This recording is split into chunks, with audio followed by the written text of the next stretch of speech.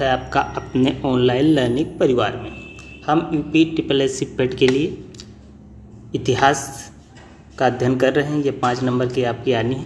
तो आज हम गौतम बुद्ध के बारे में अध्ययन करते हैं, क्योंकि यहाँ से काफ़ी महत्वपूर्ण प्रश्न आते हैं। तो आज हम गौतम बुद्ध के बारे में अध्ययन करेंगे।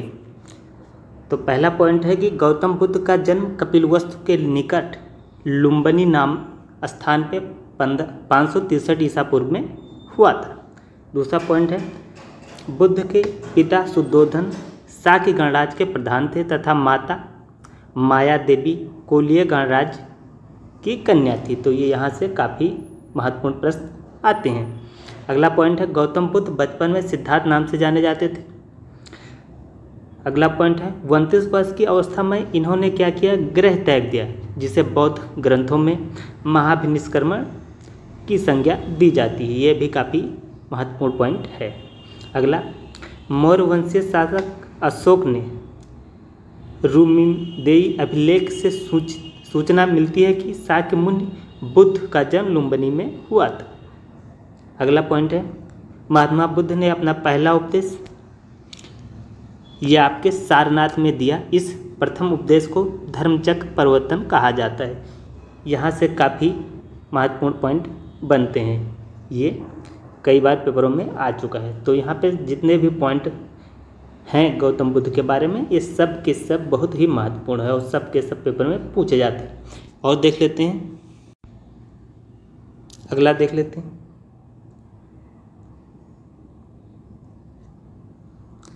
बौद्ध ग्रंथों में इसे महापरिनिर्वाण कहा जाता है। ठीक है, अगला देख लेते हैं। 6 वर्षों की कठिन साधना के पश्चात 35 वर्ष की अवस्था में वैशाख पूर्णिमा की रात को एक पीपल वृक्ष के नीचे गौतम बुद्ध को ज्ञान की प्राप्ति हुई। ये भी काफ़ी इम्पोर्टेंट पॉइंट है। ये 35 वर्ष की अवस्था में वैशाख पूर्णिमा की रात को एक पीपल वृक्ष के नीचे गौतम बुद्ध को ज्ञान का प्राप्त हुआ। अगला पॉइंट देख लेते हैं, ज्ञान प्राप्त के बाद ये बुद्ध कहलाए। तो ये पॉइंट भी जरूरी है। अगला पॉइंट देख लेते हैं, बुद्ध से पहले अधिक शिष्य कौशल राज्य में हुए। तो जितने इनके मैक्सिमम शिष्य, सबसे ज़्यादा शिष्य इनके थे ये कौशल राज्य में। और कौशल राज्य की राजधानी कहाँ थी? एक आपकी अयोध्या, जिसे पहले साकेत कहा जाता है, और दूसरी राजधानी इनकी श्रावस्ती में थी कौशल राज्य की। अगला पॉइंट देख लेते हैं, ये भी काफ़ी ज़रूरी है। महात्मा बुद्ध वत्स राज उद्यान के शासनकाल में कौशाम्बी में आए थे। तो ये भी महत्वपूर्ण पॉइंट है। अगला पॉइंट देख लेते हैं, महात्मा बुद्ध ने मल्ल गणराज्य की राजधानी कुशीनारा में 463 ईसा पूर्व 80 वर्ष की अवस्था में शरीर त्याग दिया। ये बहुत ही इम्पोर्टेंट पॉइंट है, इसको आप गौर कीजिएगा। महात्मा बुद्ध ने मल्ल गणराज्य की राजधानी कुशीनारा या कुशीनगर में 463 ईसा पूर्व में 80 वर्ष की अवस्था में अपने शरीर त्याग दिया। तो ये बहुत महत्वपूर्ण पॉइंट है। इस पर कई पेपरों में ये चीज़ें पूछी गई है।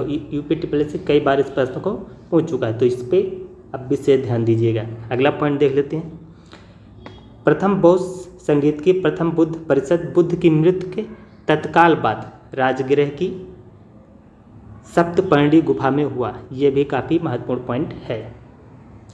अगला देख लेते हैं, अजातशत्रु महात्मा बुद्ध के समकालीन शासक। महात्मा बुद्ध के समकालीन शासक के बारे में प्रश्न आता है तो उसका उत्तर होगा अजातशत्रु। ये भी काफ़ी महत्वपूर्ण पॉइंट है। अगला पॉइंट देख लेते हैं,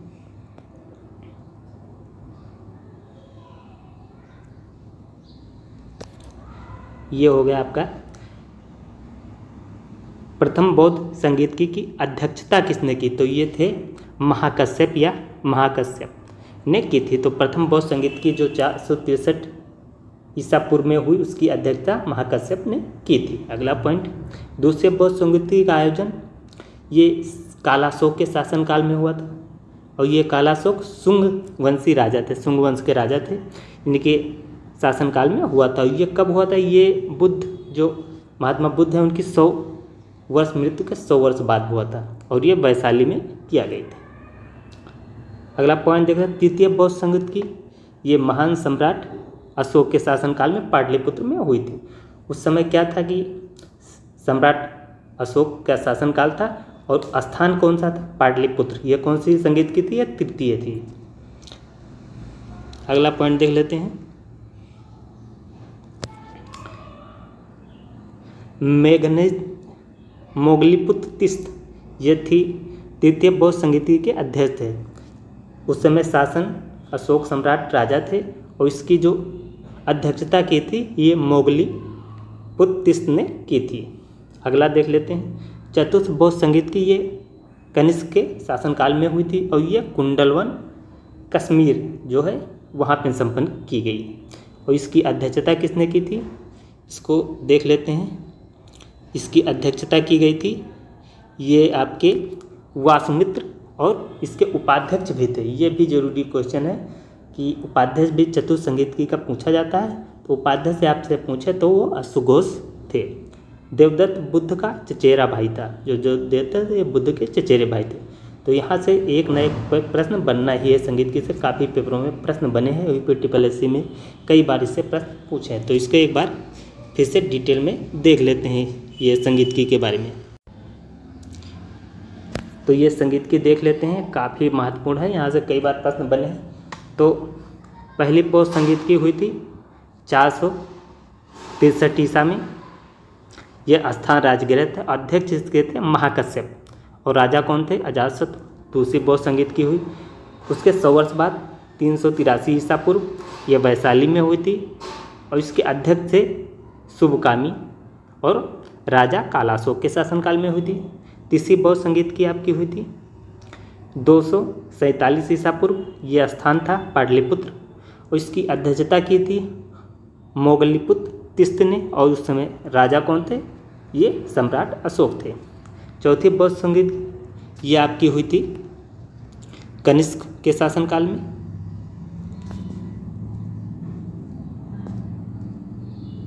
चौथी बौद्ध संगीत की आपकी हुई कनिष्क के शासनकाल में। यह कब हुई थी? ईसा की प्रथम शताब्दी। यह स्थान था कुंडलवन। अध्यक्षता की थी वासुमित्र ने। राजा कनिष्क थे और उपाध्यक्ष आपके उपाध्यक्ष अश्वघोष थे। तो ये हो गया आपका महत्वपूर्ण पॉइंट, इससे काफ़ी प्रश्न बनते हैं। अगला पॉइंट देख लेते हैं। देवदत्त पहले उनका अनुगत बना और फिर उनका विरोधी बन गया। तो ये देवदत्त पहले अनुगत बना फिर विरोधी बन गया। अगला पॉइंट देख लेते हैं। सर्वप्रथम बुद्ध ने जिन 4 सत्यों का उपदेश दिया वे थे, पहला था दुख, दुख समुदाय, दुख निरोध तथा दुख निरोगाग्नि प्रतिपद। दुख मतलब जीवन क्या है कि दुखों से भरा हुआ है और दुख समुदाय मतलब दुख का कारण होता है। ऐसे दुख नहीं होता जैसे दुख का कारण होता है, वैसे दुख नहीं होता दुख का कारण। और दुख निरोध मतलब कि दुखों से बचने का इनका एक उपाय है। और कौन कौन से उपाय हैं? दुख निरोधगामी थे 4 सत्य। पहला दुख कि जीवन दुखों से भरा हुआ है। दुख समुदय मतलब कि प्रत्येक दुख का कारण होता है। तीसरा है दुख निरोध मतलब दुख का निवारण भी है। और फिर दुख निरोधगामी प्रतिपद मतलब इसका मार्ग क्या है, जैसे कि दुख निरोधगामी प्रतिपद में अष्टांग मार्ग बुद्ध ने बताया। तो ये इनके 4 आर्य सत्य माने जाते हैं, काफ़ी महत्वपूर्ण है। अगला पॉइंट देख लेते हैं। ये है बुद्ध के जीवन के कुछ प्रतीक हैं, ये काफ़ी महत्वपूर्ण है। पहला जन्म कमल व साँड़, गृह त्याग के लिए आपका हो जाएगा घोड़ा, ज्ञान के लिए आपका हो जाएगा पीपल या बोध वृक्ष, क्योंकि इसी के नीचे उनको ज्ञान का प्राप्त हुआ था। निर्वाण मतलब पदचिन्ह, मृत्यु स्तूप। तो ये काफ़ी महत्वपूर्ण है, यहाँ से भी प्रश्न बनते हैं। तो ये वेरी इम्पोर्टेंट है, ठीक है, इसको आप देख लीजिएगा। अगला पॉइंट देख लेते हैं। ये है अगला पॉइंट। महात्मा बुद्ध कर्म सिद्धांत में विश्वास रखते थे। अगला पॉइंट, अपने प्रियशिष आनंद के कहने पर बुद्ध ने वैशाली में स्त्रियों को बौद्ध संघ में भिक्षुणी के रूप में प्रवेश की अनुमति दी थी। अगला पॉइंट, बौद्ध संघ में प्रवेश शामिल करने वाली जो स्त्री थी महाप्रजापति गौतमी, ये सर्वप्रथम पहली स्त्री थी जिन्होंने बौद्ध संघ में शामिल किया था। ये भी काफ़ी महत्वपूर्ण पॉइंट है। त्रिपिटक, यहाँ से ये क्वेश्चन पूछा था, बौद्ध धर्म ग्रंथ में सर्वाधिक महत्वपूर्ण है त्रिपिटक। अगला पॉइंट देख लेते हैं।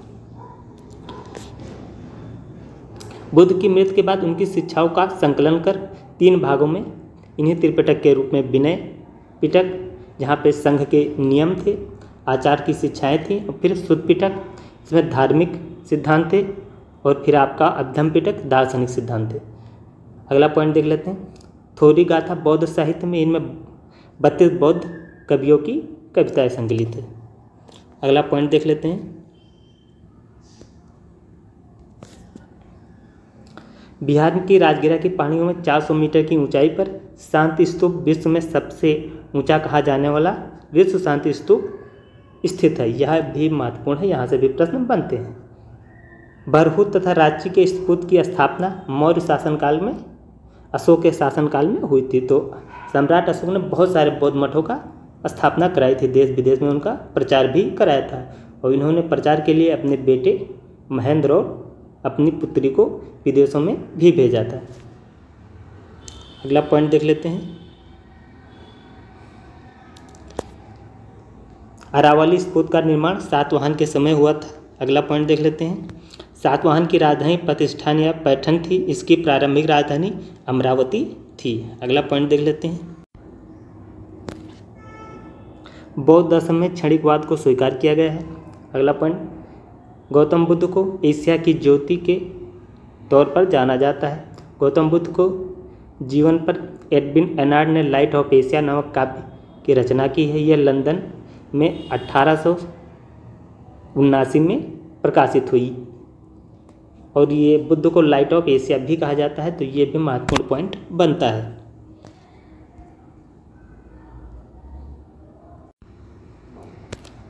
अगला पॉइंट हो जाएगा आपका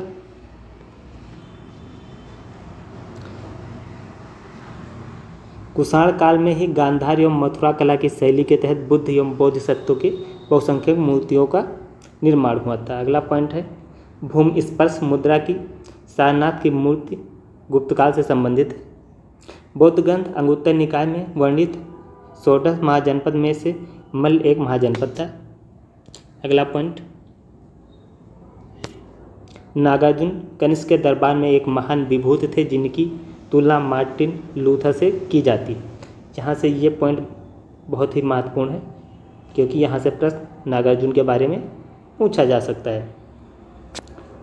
अगला पॉइंट है कनिष्क के दरबार में वासुमित्र, अश्वघोष, चरक भी थे। तो ये भी पॉइंट बहुत ही महत्वपूर्ण है, क्योंकि चरक के बारे में एक बार पिछली बार भी पूछा जा चुका है।